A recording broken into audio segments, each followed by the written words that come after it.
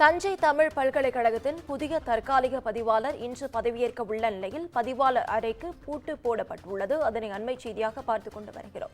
இதுகுறித்த முழு விவரங்களை வழங்க செய்தியாளர் சரவணன் நம்மோடு இணைப்பில் காத்திருக்கிறார். சரவணன், வணக்கம். விவரங்கள். வணக்கம் நவீனா. பதிவாளரின் உள்ளறை நீக்கப்பட்ட தியாகராஜன் பூட்டியுள்ளார். அறையின் வெளியே கதவையும் துணை வந்த சங்கர் பூட்டியுள்ளார்.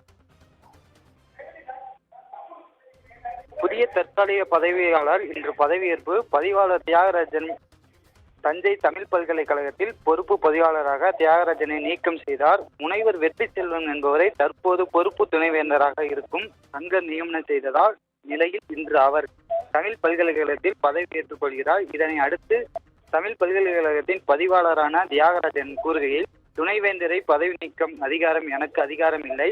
ஆனால் துணைவேந்தரை பணிகளை கவனிக்கக்கூடிய உத்தரவு பிறப்பிக்கக்கூடியதாகவும் அதிகாரத்தை ஆளுநர் எனக்கு தந்திருக்கிறார். துணைவேந்தர் பதவி நீக்கமும் செய்யக்கூடிய அதிகாரமும் எந்த பதிவாளரும் கிடையாது. துணைவேந்தர் தனக்கு கொடுக்கப்பட்டிருந்த பணிகளை செய்யாமல் பணிக்கு திட்டபூர்வமாக செய்து அதிகார போக்கில் செயல்பட்டு வருகின்றார். ஒரே நோக்கில் செயல்படுகிறார்.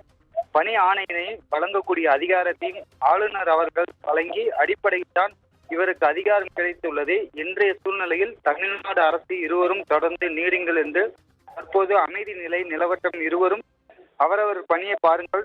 திருவள்ளுவர் சிறை வெள்ளி விழா கொண்டாட்டம் நடப்பதால் 2 நாட்களுக்கு பிறகு ஆட்சிக்குழுவை கட்டி உரிய முடிவை எடுக்கலாம் எனவும் அரசு செயலாளர், தமிழ் வளர்ச்சித்துறை மற்றும் செய்தி செயலாளர் அவர்கள் வாய்மொழியாக உத்தரவு பிறப்பித்துள்ளார்.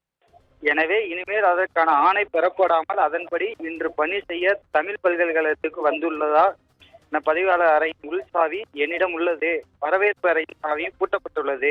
நானும் எனது உதவியாளரும் காத்து கொண்டேதான் இருக்கிறோம். அரசு என்ன வழிகாட்டுதோ அது எனக்கு என்ற தனிப்பட்ட நடவடிக்கை என்று கிடையாது என அரசு தரப்பின் செயல்பாடுகள் என உத்தரவிட்டால் கண்டிப்பாக அதனை கேட்டு நான் செய்வேன் என்று தமிழக அரசுக்கு ஆளுநரும் முதலாக சொல்லக்கூடிய குற்றச்சாட்டு. லஞ்சம் பெற்று 40 பேர் தமிழ் பல்கலைக்கழகத்தில் வேலை பெற்றிருக்கிறார்கள். இவர்கள் 40 பேருமே தகுதி இல்லை என அந்த நிலை இருப்பதால் பல்வேறு பிரச்சனைகள், ஊசல் பூச்சிகள் இருந்து கொண்டிருக்கின்றன.